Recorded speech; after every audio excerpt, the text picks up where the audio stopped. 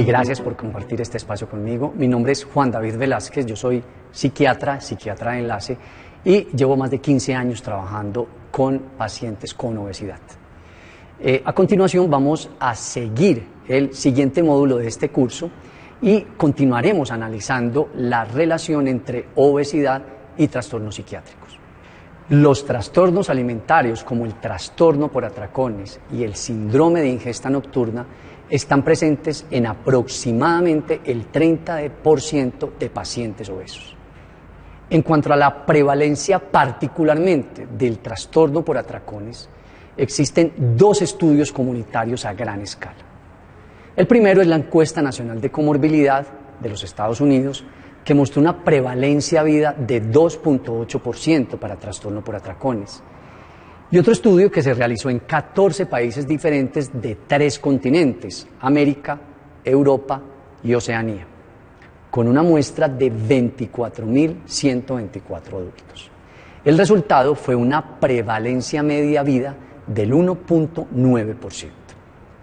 La prevalencia de trastorno por atracones a lo largo de la vida, en este estudio en particular, varía según el índice de masa corporal, desde 1.2% en pacientes con sobrepeso, 2.6% en pacientes con índice de masa corporal entre 30 y 35, es decir, obesidad grado 1, y 4.5% en pacientes con índice de masa corporal mayor de 35. De manera contraria, un estudio realizado en los Estados Unidos con 9.282 pacientes encontró que el 42% de los que tenían trastorno por atracones eran obesos. En cuanto a América Latina, tenemos estudios que han demostrado una prevalencia de este trastorno entre el 16 y el 52% en personas con obesidad, es decir, con un índice de masa corporal mayor de 30, que asisten a programas o tratamientos de pérdida de peso. En un estudio realizado por Udo y Grillo, que investigó características del trastorno por atracones, se encontró que las mujeres tienen 3 veces más riesgo que los hombres de desarrollar trastorno por atracones. Los pacientes con este trastorno tienen 2 veces más probabilidad de ser obesos y la edad media de los síntomas está en 24.5 años. Y finalmente, se sabe que la duración promedio de los síntomas es alrededor de 16 años. La etiología del trastorno por atracones incluye múltiples aspectos psicológicos, biológicos y ambientales. Dentro de los factores ambientales tenemos las burlas y el acoso por parte de familiares y compañeros, la percepción de presión social relacionada con el peso, comentarios negativos frecuentes, preocupaciones familiares con el peso, problemas de crianza y conflictos familiares y psicopatología de los padres, además, y lo hemos mencionado anteriormente, antecedentes de abuso físico y sexual. Con respecto a los factores psicológicos, una afectividad negativa premórbida, el perfeccionismo, los problemas de conducta, el abuso de sustancias, la obesidad infantil, la baja autoestima, la autovaloración negativa y una alta insatisfacción corporal pueden contribuir al desarrollo del trastorno por atracones. Entre los aspectos biológicos, los estudios genéticos formales sugieren que el trastorno por atracones tiene una alta heredabilidad, alrededor del 41 al 57%, independientemente de la obesidad. Los estudios de asociación genética en el trastorno por atracones han investigado principalmente genes involucrados en los sistemas de dopamina, serotonina y apetito. Alteraciones específicamente en el sistema dopaminérgico, que está relacionado con la recompensa, y el sistema opioide, relacionado con la alimentación, contribuyen a la aparición de los fenómenos relacionados con la impulsividad, compulsividad y recompensa. Algunos estudios han encontrado diversas variantes genéticas en el trastorno por atracones, tales como el receptor 4 de melanocortina, el factor neurotrófico derivado del cerebro y el gen relacionado al cuerpo y a la obesidad. El concepto de trastorno por atracón no es nada nuevo. Fue descrito por primera vez en 1959 por Stronckart. A través de la historia, el concepto ha sufrido varias modificaciones. Actualmente, el DSM-5 establece unas características clínicas que no son realmente muy precisas. El criterio A habla de una ingesta de alimentos en un periodo de tiempo determinado de una cantidad de alimentos que es claramente superior a lo que la mayoría de las personas ingerirían en un periodo de tiempo similar y en circunstancias similares. En cuanto al tiempo, el DSM-5 establece un periodo de tiempo de 2 horas. Sin embargo, la mayoría de los estudios habla de un periodo entre 19 y 49 minutos en los que ocurren estos atracones. El otro punto de este mismo criterio, y quizás el más importante, es el que describe la sensación de falta de control sobre lo que se ingiere durante el episodio de atracón. Es decir, sentir que no se puede dejar de comer o controlar qué o cuánto se está comiendo. Como tercer punto, el DSM-5 establece que los episodios de atracones se asocian a 3 o más de los siguientes hechos. 1.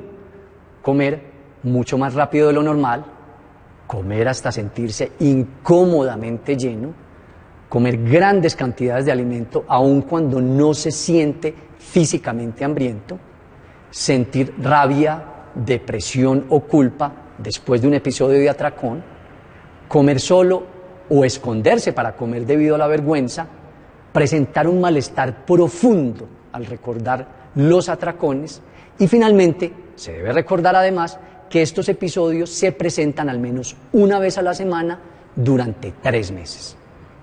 El otro trastorno de nuestro interés es el síndrome de ingesta nocturna. La prevalencia en la población general se ha calculado en alrededor del 1.5%, pero esta prevalencia incrementa en la medida que se incrementa el peso, llegando hasta el 15% en clínicas de obesidad y hasta el 27%, ojo, en pacientes que buscan cirugía bariátrica. Stronckart también describió este trastorno en 1955, es decir, tampoco es un trastorno nuevo.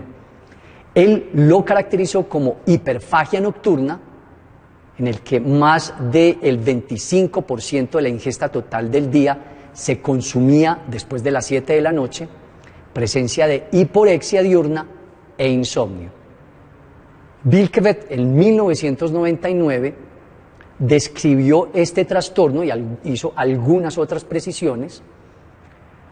Este autor describió el trastorno como presencia de hiperfagia nocturna, es decir, al menos el 50% de la ingesta calórica diaria consumida en horas de la noche, despertares nocturnos, al menos una vez por la noche, por al menos 3 noches a la semana y por al menos 3 meses, y consumo de alimentos de alto contenido calórico durante estos despertares, asociados finalmente a hiporexia diurna.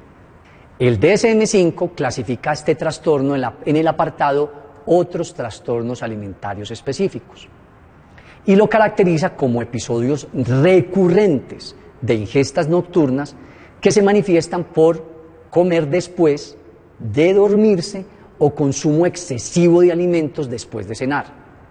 En estos pacientes hay conciencia y recuerdo de la ingesta. No se explica por cambios en el ciclo sueño-vigilia ni por normas sociales, y esta ingesta nocturna se asocia con una marcada angustia o deterioro en el funcionamiento. No se explica mejor por un trastorno por atracones u otro trastorno mental, incluido el trastorno por uso de sustancias, y no está asociado a otra enfermedad médica o al efecto de un medicamento. El síndrome de ingesta nocturna claramente puede llevar a aumento de peso entre 4.3 y 4.5 kilos después de 3 a 6 años de tener la enfermedad. Puede obviamente llevar a la aparición de obesidad mucho más temprano en la vida, entre 6 y 7 años y medio. Precede hasta el 40% de las veces a la obesidad en estos pacientes. Por otro lado, la prevalencia del síndrome de ingesta nocturna es alta en pacientes psiquiátricos, particularmente aquellos con esquizofrenia y bulimia nerviosa. Adicionalmente, el síndrome de ingesta nocturna se ha encontrado hasta en el 10.3% de pacientes con anorexia nerviosa, 34.9% de pacientes con bulimia nerviosa y el 51.7% de pacientes con trastorno por atracones. En cuanto al tratamiento de estos trastornos, las tasas de respuesta al tratamiento farmacológico para ambos trastornos, trastorno por atracones e ingestas nocturnas, desafortunadamente son bajas, menos del 40%. Esto puede deberse a una falta de conocimiento o detección de estos trastornos y dentro de estos tratamientos, particularmente los tratamientos psicológicos, tenemos principalmente la terapia cognitivo-conductual, que es el tratamiento de primera línea en estos pacientes. Con este tipo de psicoterapia se pueden lograr tasas de recuperación entre el 50 y el 65%, es decir, ausencia de atracones e ingestas nocturnas, y existen otros abordajes psicoterapéuticos con menores tasas de efectividad, como la psicoterapia interpersonal, la terapia dialéctica comportamental y el tratamiento conductual de pérdida de peso. Los medicamentos están indicados como complemento, principalmente para tratar la depresión y el control de peso. Dentro de estos tenemos la fluoxetina, que ha demostrado eficacia en la reducción de la frecuencia de los atracones, pero tiene poco efecto en la pérdida de peso.